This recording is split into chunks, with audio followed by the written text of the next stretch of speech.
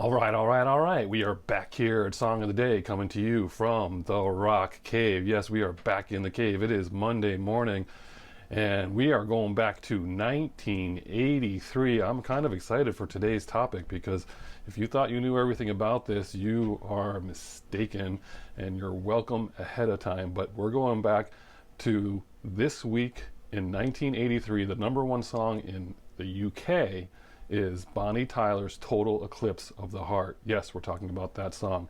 And this song has got way more history than you could ever imagine. So buckle up.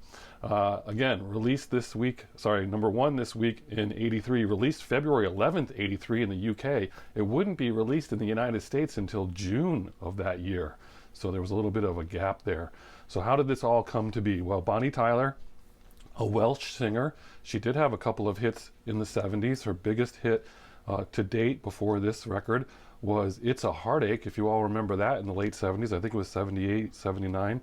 That record was all over the airwaves, a country pop crossover hit. And I had forgotten that song, and I'd forgotten that was her. She was asked for follow-ups, and she was asked to go more country. And she would try to do that with a couple of records that went nowhere. She ends up firing her manager and is trying to figure out what to do. She hires a new manager.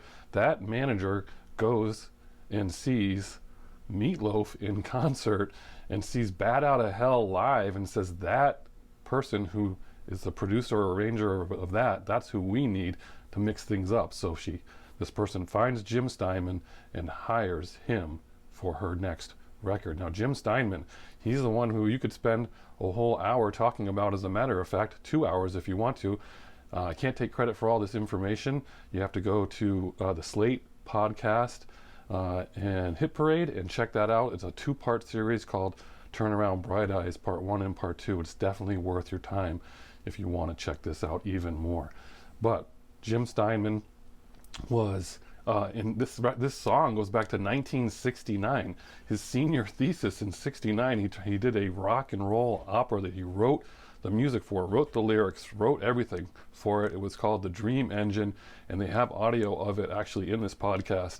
And in that performance is a chorus that has Turn Around Bright Eyes in it into the same tune.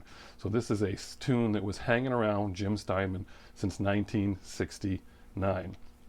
He famously works with Meatloaf, of course. We could talk about that in a whole other episodes, but Bat Out of Hell has its own story of being shopped around for a long time. Nobody wanted it, and they finally get it released a year after it's finished, and it, of course, becomes a massive, massive seller. And that's a huge record, right? So, Bonnie Tyler hires Jim Steinman, and he's got some songs in his repertoire that he wants to give to her. But first he wants to audition her, so he gives her 2 songs to sing to see what she thinks.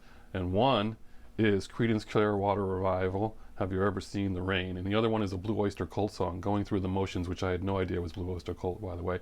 And she was jazzed about it, and she ends up recording both of those for her record, by the way. So he expanded that line from his senior thesis, and he wrote a song for it. Now, Meatloaf later claimed that the song could have been written for him, or was supposed to be written for him. Jim Steinman says, no, that's not true. Anyway, they go back and forth about that, but technically speaking, this could have been a Meatloaf song. And if you listen to this song, Total Eclipse of the Heart, just picture Meatloaf singing it. Probably wouldn't have been as big, but it's totally a Meatloaf song. So when you listen to this record and you listen to Bat Out of Hell, you're like, of course that's Jim Steinman. The whole thing, the theatrics, the bigness of it, the hugeness of it, it's totally Jim Steinman. Same thing with Holding Out for a Hero. Same thing with the claps and the booming music and just everything about it. So Holding Out for a Hero, also Jim Steinman, his signature all over it. How did you not know that? How did I not know that? This song was number one in like 6 countries. It sold 6 million copies. It was absolutely huge. They had to trim it down from 7.5 minutes to 4.5 minutes just to get it on the charts. What a record, right? I mean, everyone just sang this. I mean, the video is just out there. The kids with the glowing eyes, and she's a headmaster or a teacher at the school. Are they zombies? They're not zombies. I mean, the whole thing is just crazy, right? the interesting part of this podcast is at the same exact time that this song is number one, the number two song is also Jim Steinman, and it's, of all things, Air Supply, Making Love Out of Nothing at All. They were looking to reinvent themselves, so they hired him. And if you listen to Making Love Out of Nothing at All, it's the same song.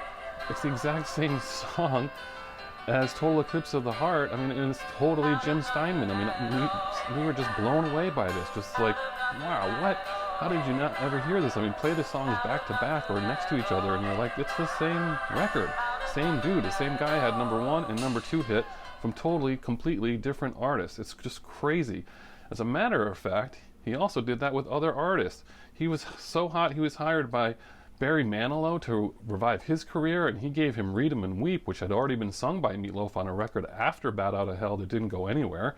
And Manilow turned that into a hit. And then fast forward, he had a side project called Pandora's Box, which was an all-female group, and they had a song called It's All Coming Back to Me Now, and he gives that to Celine Dion, who turns it into a massive hit. You listen to that song by Celine Dion, and you're like, that could be a Meatloaf song. That's crazy. These could all be Meatloaf. Anyway, you gotta check this podcast out, but basically Jim Steinman took a lot of things that he did in the early 70s, mid 70s that he wrote himself, and he recycled them and gave them to other people and would bring them back, and with a massive, massive amount of success. He had success on basically every chart: pop chart, rock chart, alternative chart. He did work with Sisters of Mercy. He did Sisters of Mercy work, I mean, and took them to the top of the charts for that. It's just crazy. So anyway, Total Eclipse of the Heart. We're at 7.5 minutes, about the length of the song.